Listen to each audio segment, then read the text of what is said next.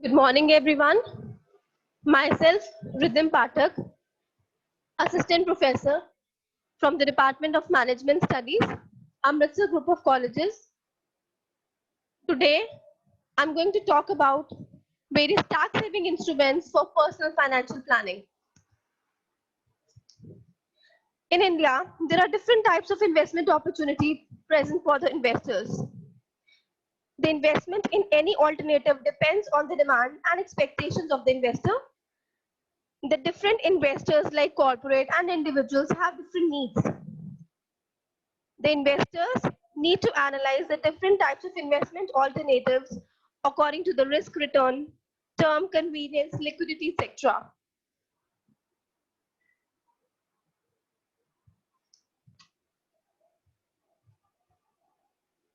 So here are different investment instruments which are available for an investor in India.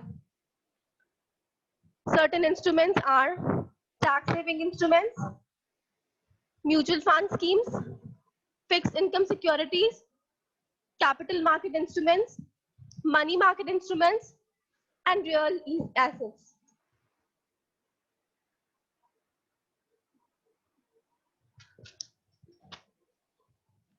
The most popular amongst these are, for the sake of tax saving, are the tax saving instruments, which are highly used for personal financial planning. So we'll be covering up today various tax saving instruments available for an investor in India. The most popular tax saving options available to the individuals and Hindu undivided families in India are under 80C section of Income Tax Act. Section 80C includes various investments and expenses. You can claim deductions on up to limit of rupees 1.5 lakh in a financial year. Section 80C provides for investment options whenever one wants to reduce his or her tax liability. We can say, even if it is life insurance premiums, PPF contributions, 5-year term deposits, or other scheme, the list of tax-free instruments under this section is quite long.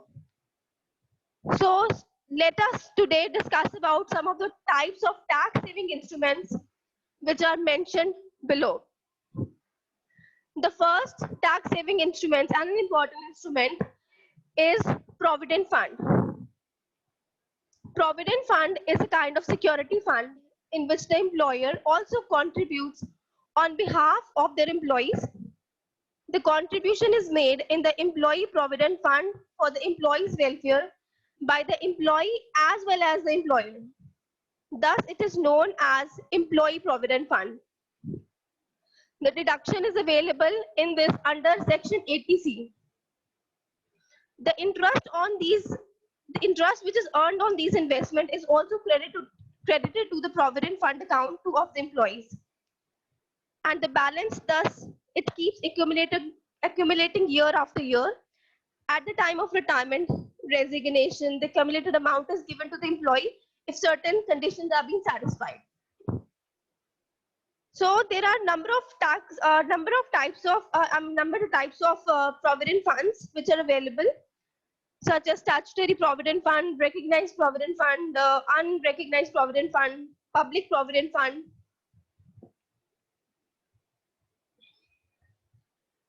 Coming out to the next, public provident fund. This is a scheme which is covered under Public Provident Fund 1968. Any member of the public, whether in employment or not, may contribute to this fund. Therefore, even self-employed persons may contribute to this fund. So it's a great help to those people who are self-employed. It can also be called as savings cum tax saving investment vehicle that enables one to build a retirement corpus while saving on annual taxes. The PPF deposit is done, which have monthly installments of minimum rupees 500 and maximum of rupees 1 lakh.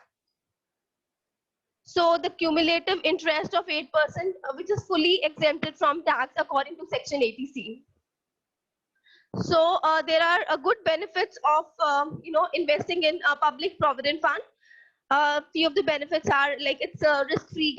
It's risk-free. It provides guaranteed returns.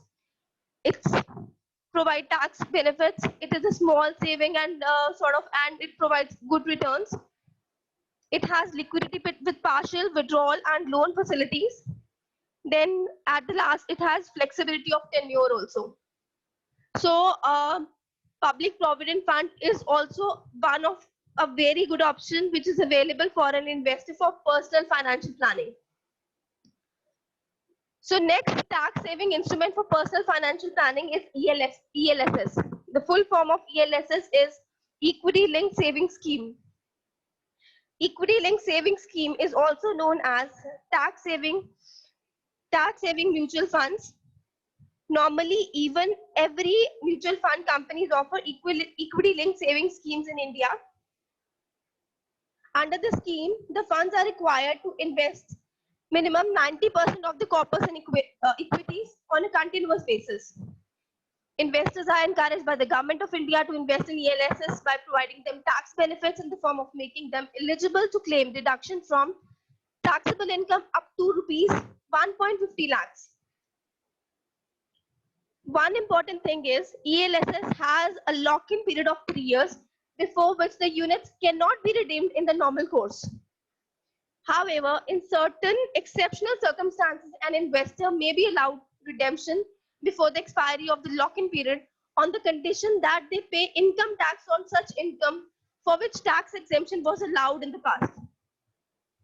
So this thing has to be taken into consideration. So let us discuss about certain benefits of equity linked savings schemes, that is ELSS.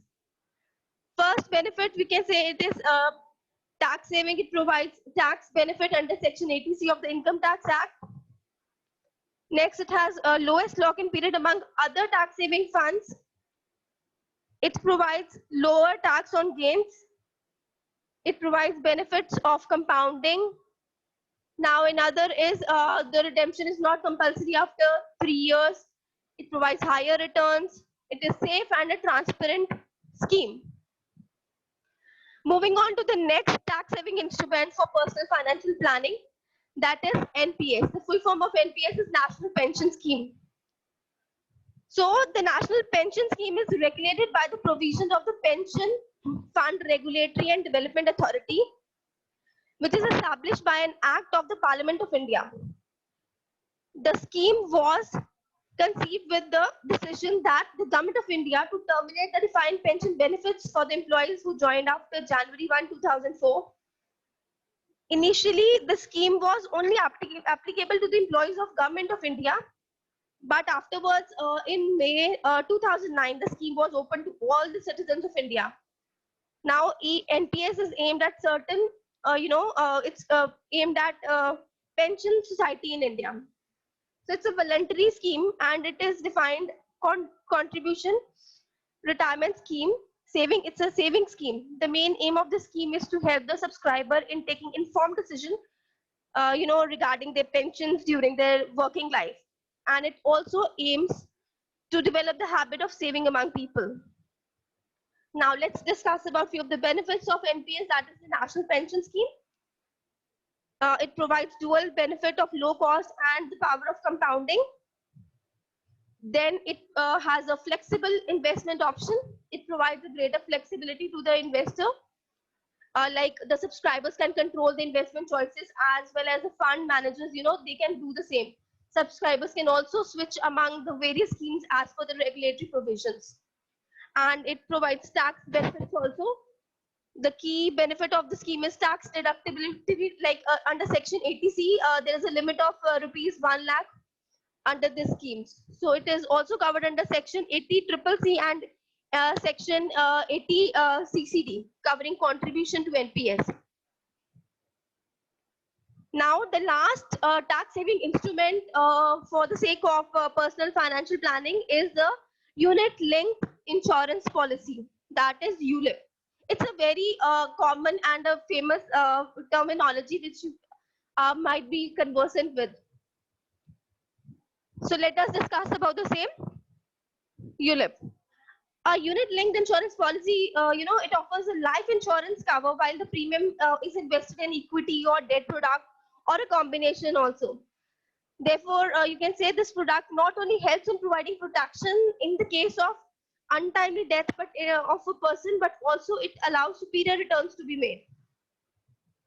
So here the nominees are entitled to receive some assured or the value of the investment, whichever is higher. The main rationale behind ULIP is to provide protection as well as to offer growth of the investment, and it also saves investors from the inconvenience of actively managing their portfolio. It also allows the investors to choose the products to meet their investment goals and risk profile. Now let us discuss about a few of the benefits of ULIP, that is a unit linked insurance policy. Like a first important benefit of ULIP is it provides insurance cover plus savings. Like these products not only provide life cover but also provide investment services. Thus, these products serve dual purpose. Secondly, it has multiple investment options. So, like investment options, like there are certain types under it. Like it's aggressive ULIPs, balanced ULIPs, and conservative ULIPs. Next benefit of ULIP is flexibility. It provides a great deal of flexibility to switch between various variants which are provided under this option.